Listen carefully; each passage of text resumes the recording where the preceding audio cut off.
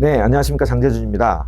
오늘은 지난 시간 수시에 이어서 정시에 대해서 한번 이야기해 보도록 하겠습니다. 가기 전에 잠깐 복습을 해보면 총 6장, 수시에서는 6장의 원서를 쓸 수 있는데 크게 교과 전형, 그러니까 학생 내신 위주로 뽑는 교과 전형하고요. 그 다음에 학생부 종합 전형, 내신과 기타 여러 가지 뭐 관련된 활동이라든가 이런 걸 포함하는 내용이 있었고, 그 다음에 논술 전형이 있었습니다. 논술 전형이 있었고요. 그래서 무엇보다도 세 가지 전형에 물론 반영 비율이라든가 아니면 반영한 항목들의 좀 차이는 있지만 무엇보다 고등학교 내신이 가장 중요하다 이렇게 말씀을 드렸죠. 모든 전형에서 내신이 좋아야지만 선택의 폭이 굉장히 넓어지는 겁니다. 참고하시고요. 그 다음에 상당히 많은 전형 중에서 수능 최저라는 것이 있어서 수능도 잘 봐야지만, 그래서 어느 정도 등급 이상을 받아야지만 합격을 할 수 있다. 생각보다 수능 최저에서 많은 학생들이 불합격되는 경우가 많이 있기 때문에 중요하다고 말씀드렸습니다. 자, 이제 본격적으로 정시에 대해서 얘기를 해볼 텐데요. 정시는 3장의 원서를 쓰게 돼 있습니다. 일단 가군, 나군, 다군, 이래서 대학들이 구분이 돼 있어요. 세 개의 군으로. 그래서 가군에서 하나, 나군에서 하나, 다군에서 하나, 이렇게 해서 총 3장의 원서를 쓸 수 있고요.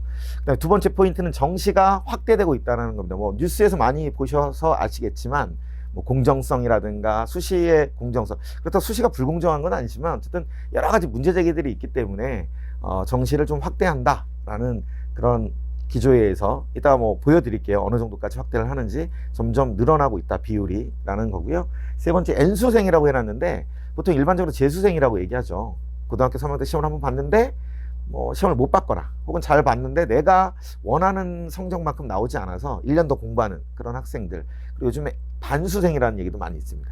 대학교 합격을 하고 한 학기 다니고요. 그 다음에 여름부터 다시 공부를 하는 거예요. 그래서 시험을 다시 한번 보는 그 학생들. 물론 뭐 3수, 4수생 이렇게 포함해서 N수생이라고 하는데 이게 왜 필요하냐면 보통은 그냥 흔히 얘기해서 시험을 잘 못 봤으니까 애들이 재수하는 거 아니야 이렇게 생각하실 수도 있지만 내가 원하는 대학에 한 1점 정도 모자라서 조금만 더 공부하면 내가 원하는 대학에 갈 수 있을 텐데 이런 극상위권 학생들이 굉장히 많이 있습니다. 예를 들면 어떤 의대를 갔는데 거기보다 좀 더 나은 성적이 높은 이 의대를 가고 싶다 라고 해서 공부하는 학생들이 있어요.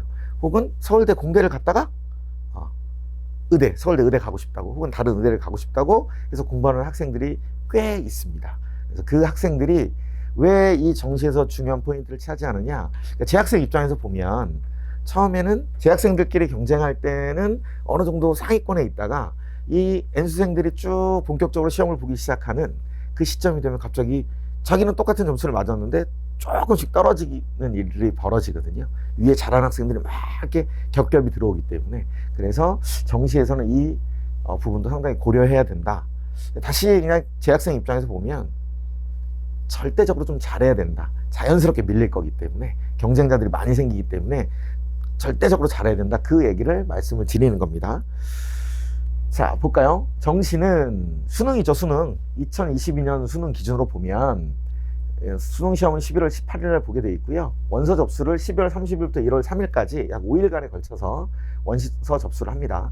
전형 기간이라는 건 이제 원서 접수하고 난 다음에 1월 6일부터 29일까지 각 군별로, 가나다 군별로 구분이 되어 있어요. 그래서 뭐 면접을 보는 데도 있고요. 뭐 여러 가지 이제 심사를 하는 그런 경우가 있습니다.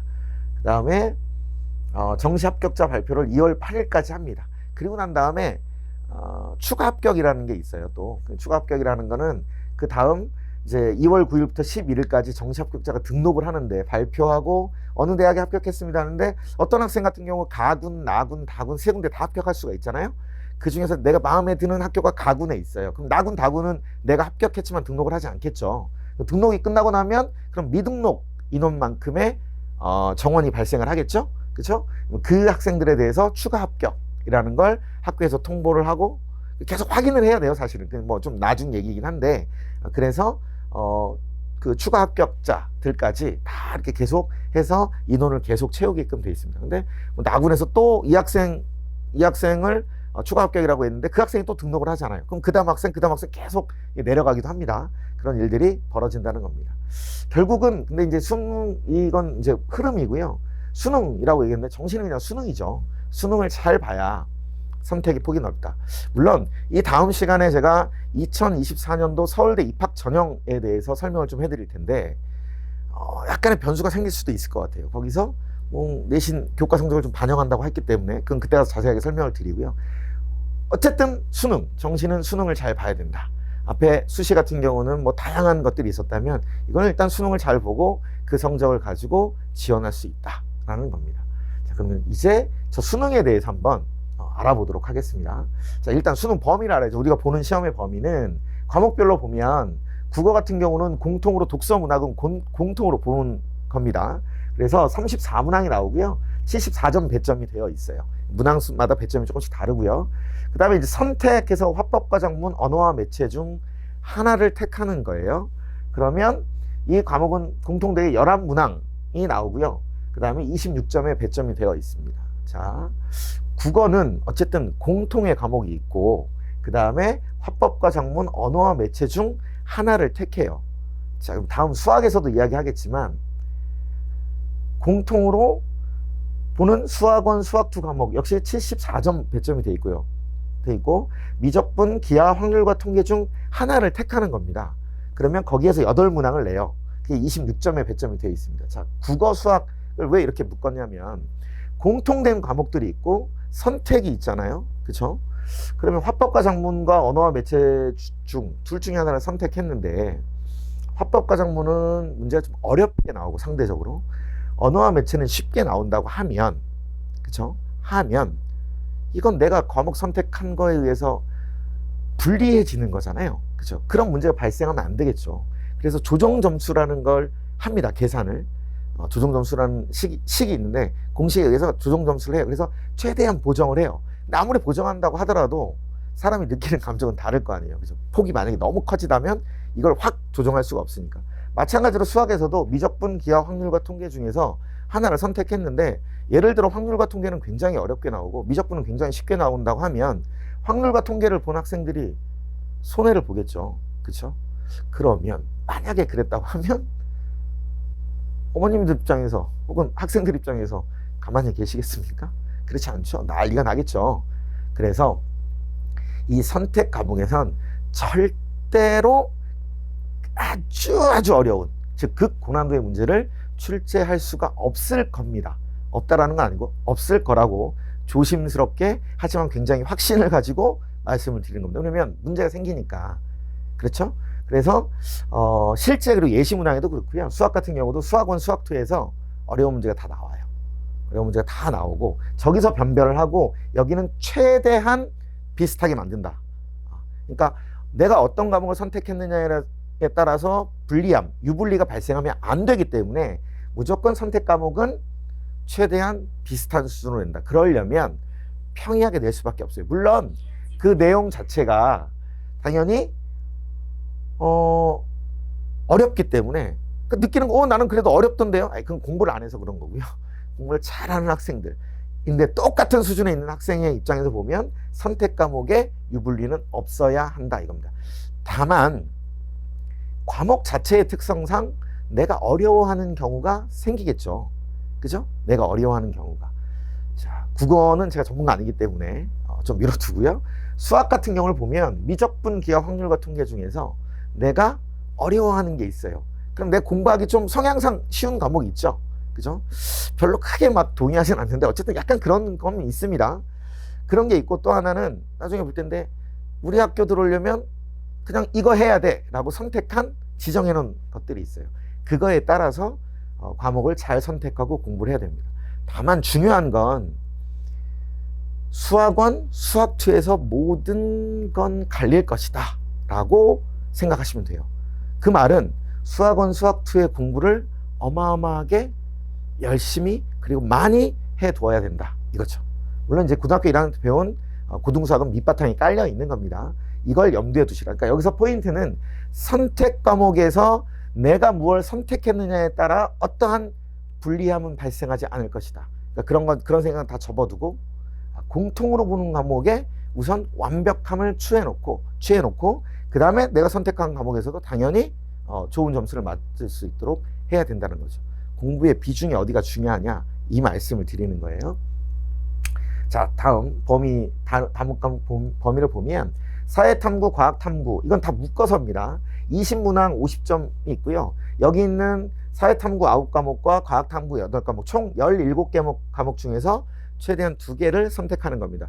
어떤 곳에서는 제2외국어를 한문을 대체해 주는 경우도 있기 때문에, 근데 어쨌든 일반적으로 보면 17개 과목 중 2개를 선택한다. 그러면 자연계열을 가는 학생들은 통상적으로 여기 있는 8과목 중에서 2과목을 선택을 하겠죠. 그죠? 그렇게 선택을 할 거고요. 인문계열 가는 학생들은 당연히 저 사회탐구 과목 9과목 중에서 2과목을 선택을 할 겁니다. 이건 고등학교 때의 교과과정 편성과도 영향이 있어요. 그러니까 그렇게 공부를 시키기 때문에, 준비하는 거에서 시키기 때문에 그렇게 본다는 거고요. 여기 하나 여기 하나 해도 아무런 문제가 없습니다. 전혀 상관이 없어요. 일부 이제 학교에서 어떤 데는 물리학이랑 화학 중에 어떤 과에 한해서, 특히 서울대가 그런 경우가 있는데요. 물리학이랑 화학 중 하나는 반드시 들어야 된다. 이런 게 있고요. 현재는 2과목을 뭐 들어야 된다 그러는데 2024년도부터는 그때부터는 원도 가능합니다. 그건 나중에 좀 자세하게 설명을 해드릴게요. 그러니까 이 과목 중에서 선택을 해야 되는데, 이 탐구 과목 선택도 굉장히 중요해요.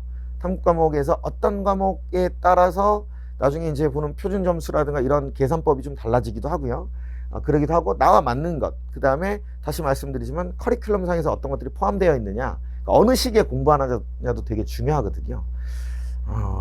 가끔 나는 자연계를 갈 거고 지금 공부를 잘하고 있는데 중학생들이 막 과학 선행을 하고 막 이러거든요. 글쎄요, 저는 배우고 있는 과학 과목을 공부를 열심히 하고요.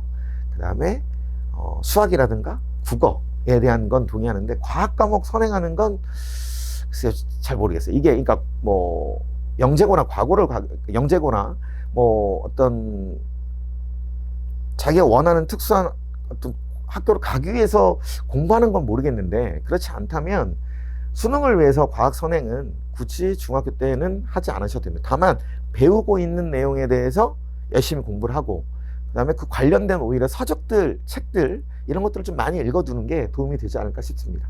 사회탐구 선행한다는 얘기는 들어본 적이 없고요. 어쨌든 쉬워서가 아니라 다른 과목에 오히려 집중을 많이 해야 되기 때문에 그렇다고 보시면 됩니다.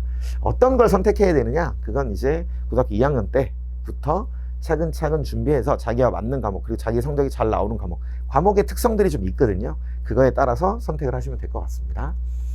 그 다음에 수능 범위 또 남은 게 이제 영어죠. 영어는 그냥 공통으로 영어 1, 영어 2를 보고요. 45문항에서 100점 만점입니다. 100점 만점이고요. 그 다음에 한국사 공통으로 보고요. 절대평가, 그러니까 비율로 따진다는 거죠. 이때도 절대평가, 영어도 절대평가입니다. 90점 이상 1등급, 그 다음에 80점 이상 2등급 이렇게. 그 다음에 근데 한국사도 뭐 대부분은 이제 반영 안 하는 데가 많고요. 뭐 몇 등급 이상이면 다 그냥 몇 점 이상이면 다 뭐 괜찮다라는 정도이고요. 그럼 뭐 나중에 어쨌든 실제 반영할 때 공부 잘하는 학생들이 무슨 한국사 때문에 발목 잡혔다 이런 얘기는 들어본 적이 없고요. 영어가 좀 문제인데, 영어 100점 맞는 것보단 90점 맞는 게, 지난번에 잠깐 말씀드렸는데 90점 맞는 게 가장 가성비가 높은 거죠. 100점이랑 90점이랑 똑같으니까 감점을 하지 않거든요. 감점을 하는 학교, 그 다음에 추가 점수를 주는 학교들이 있는데 90점부터 100점까지는 다 동일합니다. 그럼 100점 맞으려면 어쨌든 공부를 더 많이 해야 되잖아요. 근데 가성비로 따지면 90점 맞는 게 최고의 효과를 누릴 수는 있다. 근데 딱 90점 맞으려다가 89점 맞을 수도 있으니까 곤란하겠죠. 그래서 한 90점대 초반 정도를 항상 유지하는 전략으로 영어 공부는 하면 좋다 이겁니다. 제2외국어도 30문항 50점 나오고요. 이건 뭐 대체하는 곳이 있으니까 자기가 그 해당된다거나, 혹은 제2외국어가 뭐 사탐의 어떤 과목보다 훨씬 잘한다라고 하면 충분히 하는 거죠. 그래서 이제 이런 게 있죠. 그냥 제2외국어를 보는 거예요. 아랍어, 베트남어 막 공부 하나도 안 하고. 그래서 보고 절대평가니까 보고 난 다음에 찍는 거죠 막. 그래서 운 좋아갖고 혹시 사탐보다 높은 점수가 나오면 그걸 대체하는 이런 경우도 많이 합니다. 그런데 그러면 이걸 아예 본격적으로 해서 제2외국어로 공부할, 물론 제2외국어 시험이 쉽다고 하니까 한다고 하는데, 글쎄요, 사탐 과목 공부하는 게 더 쉽지 않을까요? 저는 그런 생각이 듭니다. 물론 고등학교 때 제2외국어 시간에 배웠는데 너무 잘 돼요. 그러면 해볼만 하죠. 그런 건 해볼만 한데, 그렇지 않다고 하면 일반적인 범위로 가는 게 좋을 것 같습니다. 아까 제가 말씀드렸던 수능 지정 과목, 이게 자연계인데 2023년 기준이니까 24, 25년은 어떻게 바뀔지 모르는데 아마 점점 확대되는 추세라고 보시면 돼요. 수능을 보라고 해놓고 지정 과목이 웬 말이냐 이렇게 생각하실 수 있는데, 다 선택하라고 해놓고 웬 말이냐 했는데, 대학들이 이제 교육부 정책에 일반적 약간의 소심한 반발? 하지만 학생들 입장에선 굉장히 큰 거죠. 그러니까 문이과 통합이라고 했는데 실제로 이렇게 놓고 보니까 수학에서는 미적분 기하중 택1 하는 학교가 이렇게 돼 있습니다. 그 말은 뭐예요? 확률과 통계를 보곤 우리 학교 자연계는 올 수 없어 이거예요. 인문계는 갈 수 있습니다. 미적분, 기하, 확통 어떤 걸 보든 인문계는 상관이 없어요. 자연계만 얘기하는 거예요. 의대를 포함한 공대, 자연대 이런데 여기 보시면 쭉 이렇게 화면상에 보이시겠지만 제가 이 정도만 써놨어요. 그리고 왜 가톨릭대 의회 약학 간호 왜 비수도권 다수의 의대와 약학민 수학교육과 이렇게 써놨거든요. 여기 있는 대학들이 뭐냐면 흔히 우리가 얘기해서 막 그 순위를 막 매기잖아요. 이렇게 막 순위 매길 때 거의 다 포함되어 있는 상위권 대학들입니다. 그러니까 너희가 공부를 좀 해? 상위권 대학을 가고 싶어? 그러면 확통은 안 돼요. 안 돼. 확통을 선택할 수 없어. 너는 수능에서 반드시 미적분이나 기하 중 하나를 선택해야 돼. 올해 뭐 이제 두 번의 모의 평가 6월과 9월에 고3 학생들이 봤는데 미적분 선택이 압도적으로 많고요. 미적분과 기하를 비교해 보면 압도적으로 많습니다. 그건 고등학교 커리큘럼과도 연관이 있고, 그 다음에 수학계의 흐름, 수원, 수투에 연계되는 미적분이기 때문에, 그렇기 때문에 미적분 선택이 좀 많아지는 경우가 있습니다. 고3 때 거의 대부분 학교들이 내신을 저걸로 하게끔 만들어 놨어요. 그러니까 어차피 내신 공부하고 수능 공부 따로 할 수 없기 때문에 한 과목으로 파는 거죠. 기하를 선택하는 학생들도 있습니다. 이건 뭐 선택이 자유인데 어떤 걸 선택하는 것이 유리하냐, 이건 제가 나중에 수학 관련된 이야기를 할 때 한번 말씀을 드릴게요. 확률과 통계 선택 가능, 자연계의 상위권 대학 중에서 두 개 있습니다. 대구 한의대의 한의외과의 인문 전형. 저는 무슨 말이냐면 한의외과를 인문 전형, 자연계 전형으로 했고 좀 구분해서 뽑거든요. 그 중에 인문계 전형 가려면 저희 가도 된다. 그러니까 인문계 공부를 열심히 해온 어떤 학생한테도 문호를 열어주겠다라는 거고요. 동의대, 인제대, 동의대 한의학과, 인제대 약학과도 그런 케이스가 있다라는 겁니다.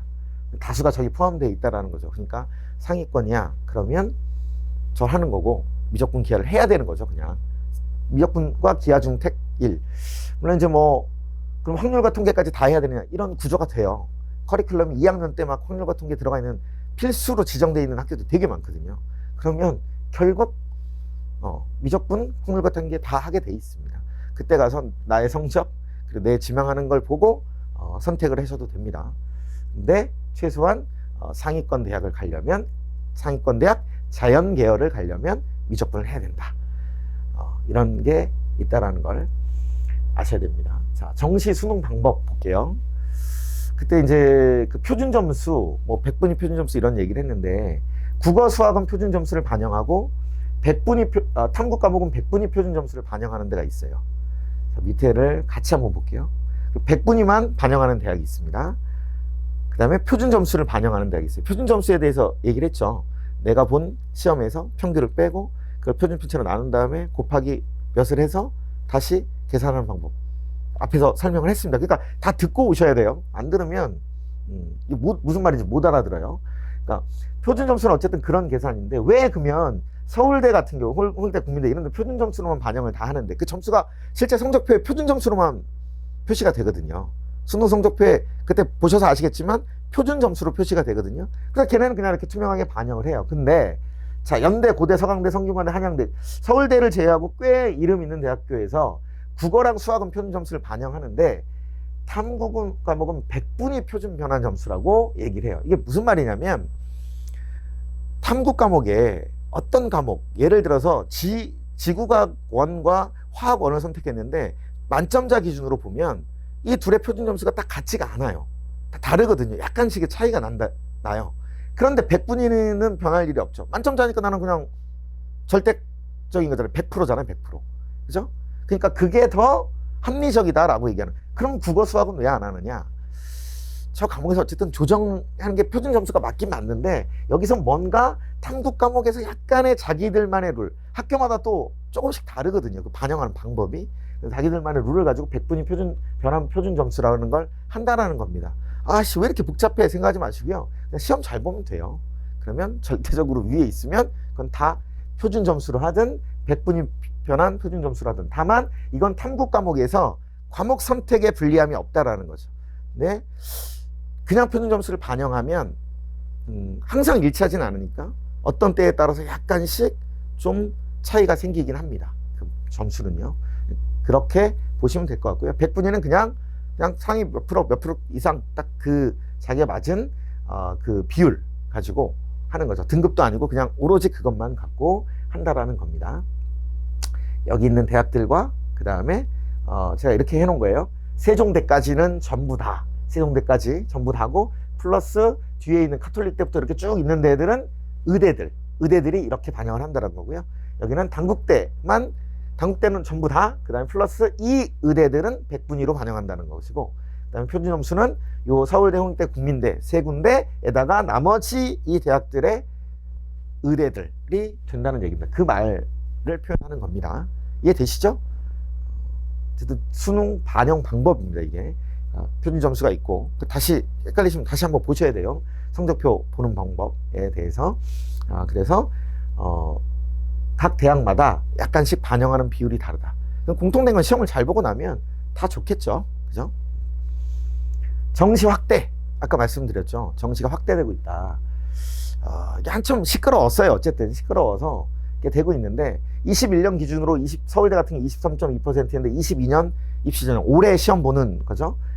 30.3%, 23년에 39.9%까지 늘린다고. 이미 이건 확정된 겁니다. 23년도까지는 입학 전형이 다 발표가 된 거기 때문에 2024년도에 어떻게 할지는 내년, 그러니까 2022년에 발표가 돼요. 2년 전에 그 전형을 발표하게 되기 때문에 쭉 보시면, 제가 뭐 지금 학교 한 8개 정도 써놨는데 대부분 서울대 39.9%, 제가 다 40%가 넘고, 여기 서강대만 37.4% 이렇게 돼. 약간 오히려 막 0.1% 이렇게 줄어들었는데 이렇게 되어 있습니다.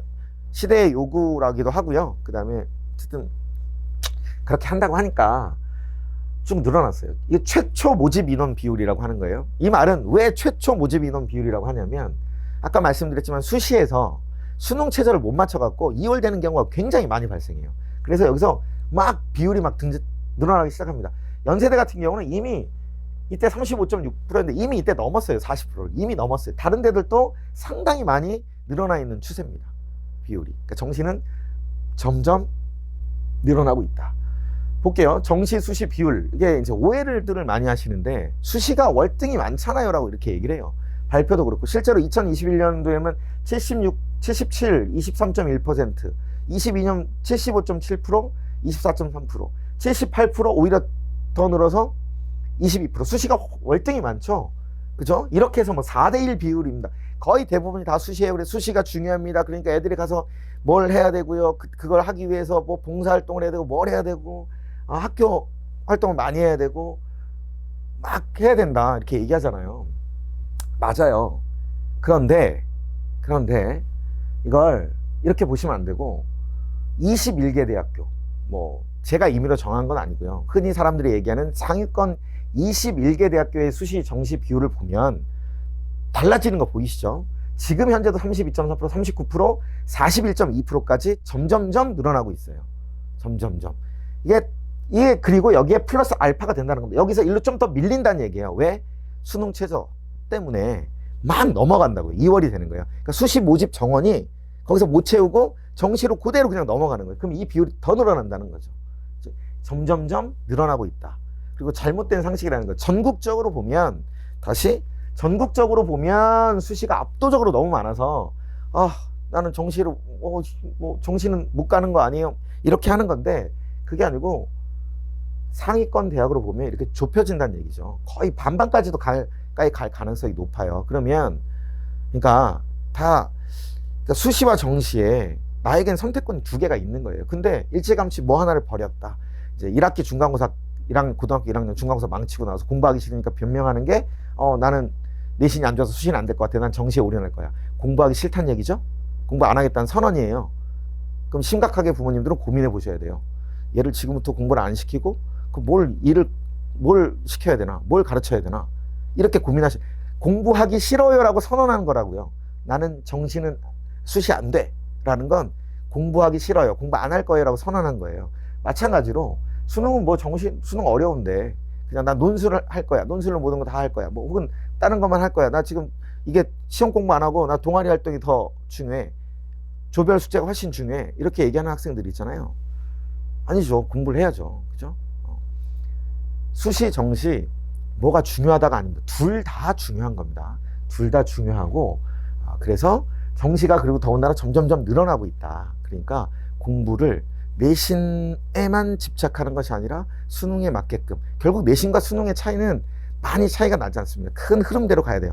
다만 고등학교 선택을 하실 때 좀 유념해야 돼요. 왜냐하면 어떤 고등학교에서는 수능에는 절대 등장하지도 않는, 등장할 일도 없고 앞으로도 절대 진짜 살면서 단 한 번도 풀지도 않을 그런 문제들을 내서 애들을 괴롭히는 거예요.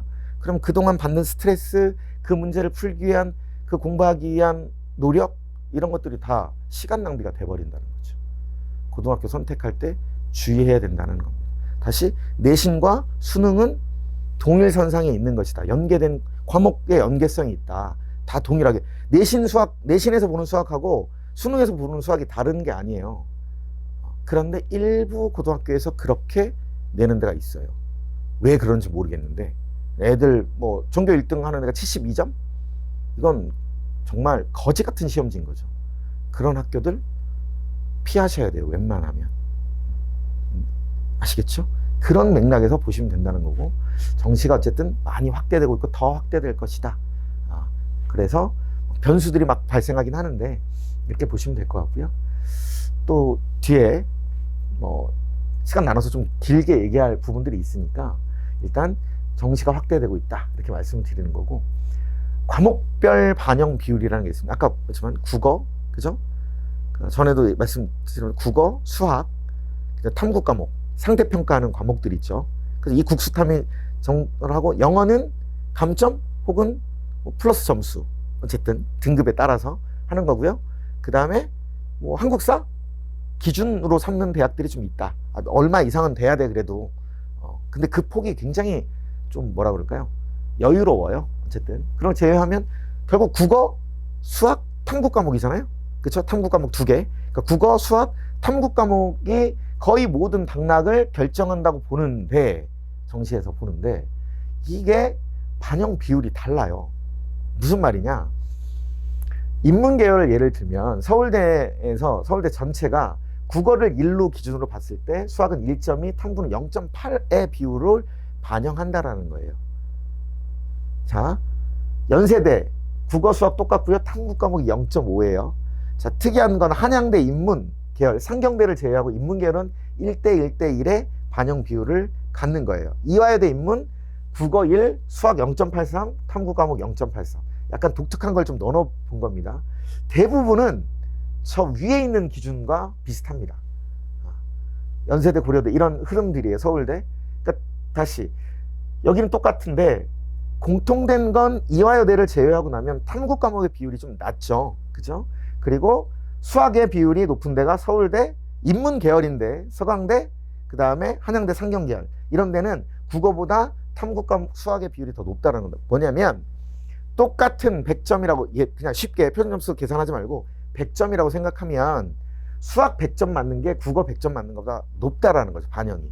즉 다시 얘기해서 국어 100점 맞고 수학 98점 맞은 아이와 국어 98점, 수학 100점 맞은 아이를 보면 수학 100점 맞은 애가 반영되었을 때 점수가 더 높게 나타난다는 겁니다.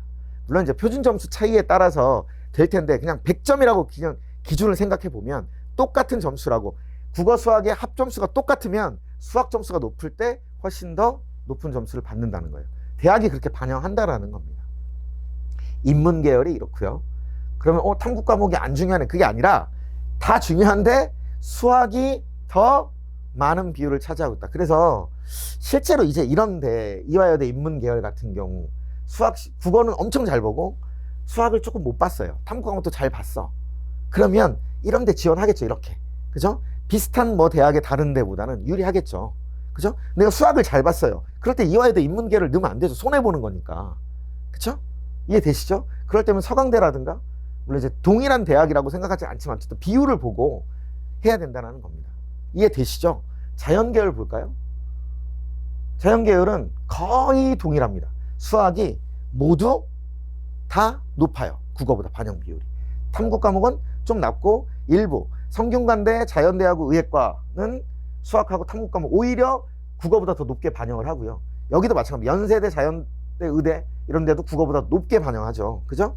그 다음에 한양대 마찬가지고 중앙대 또 탐구 과목까지 공통되게 수학은 무조건 높게, 그 다음에 탐구 과목도 높게 반영하는 데가 있다.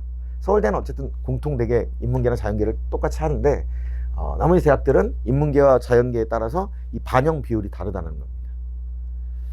그래서 이렇게 설명을 자꾸 하다 보면 어머님들이 수학 선생님이니까 수학 중요하다고 하는 거 아니에요? 이렇게 말씀을 하시는데 그거 아니잖아요. 이렇게 표상으로 나와 있잖아요. 그리고 공부하기가 어렵기도 하고요. 그렇죠? 그래서 수학에 대한 부분이 굉장히 중요하다. 수학을 잘 해야 한다. 근데 또 이제 아주 극상위권으로 올라가면 거기서 성적 가르는 건 국어더라고요. 보니까 항상 결과가 나오면. 왜 그러냐면 수학하고 탐구는 그냥 다 잘해요, 애들이. 그냥 자기네끼리 딱 모였을 땐 수학 탐구는 거의 뭐 그냥 만점 딱 맞아갖고 딱 있어요. 딱 만점이니까 거기서 비교할 수가 없잖아요. 국어에서 미묘하게 아이들 성적이 좀 갈리더라고요. 그래서 저는 고등학교 들어가는 시점부터, 물론 그 전부터인데 국어 공부를 절대 소홀히 하면 안 된다라고 항상 말씀을 드립니다. 수학이 중요한데 국어 공부를 소홀히 해서는 안 된다. 탐구 과목도 그렇고요. 네, 어쨌든 비중을 그렇게 수치상으로 좀 보여드린 겁니다. 잘 보시고 하시면 될 것 같아요. 자, 이게 여기까지가 이제 정시에 대한 과목별 반영 비율까지 보여드렸는데 아까 말씀드렸다시피 뭐 전형이 어떻고 이런 건 나중 얘기고 교과목에 따라서 선택 과목, 국어하고 수학에서 어떤 과목을 선택하느냐 유불리가 없기 때문에 공통 과목이 중요하다는 거 포인트 하나 정시에서, 그 다음에 과목별 반영 비율에서 보면 수학을 더 많이 반영해 준다라는 것. 그리고 내가 가고자 하는 지망하는 데에 따라서 이게 왜 자꾸 이런 말씀 드리냐면 가성비예요. 가성비. 시간은 정해져 있고 아이들이 공부할 시간은 정해져 있고 그러면 어떤 걸 비중을 많이 두고 공부하느냐에 따라서 달라진다는 거예요. 수학을 못하니까 수학이 싫어요. 그 수학을 안 하니까 나는 대신 국어하고 탐구하고 완벽하게 갈 거야. 근데 수학이 결국 그래서 발목을 잡을 겁니다. 나는 국어가 싫어요. 수학하고 탐구만 좋아요. 국어가 발목을 잡는다고. 균질하게 이렇게 동일하게 쭉 공부를 해 나가야 되는데 다만 그 비율들이 조금씩 차이가 있다는 겁니다. 그리고 정시가 점점점 확대되고 있다. 그래서 내신과 수능의 연계성을 잘 보고 그래서 내가 가고자 하는 흐름대로 해서 반영을 그 커리큘럼 이런 것들 잘 보고요. 고등학교 교육과정 편성표인데 이거 아마 다음 시간 정도에 제가 할 텐데요. 그것까지 잘 고려하셔서 선택을 하시면 좋을 것 같습니다.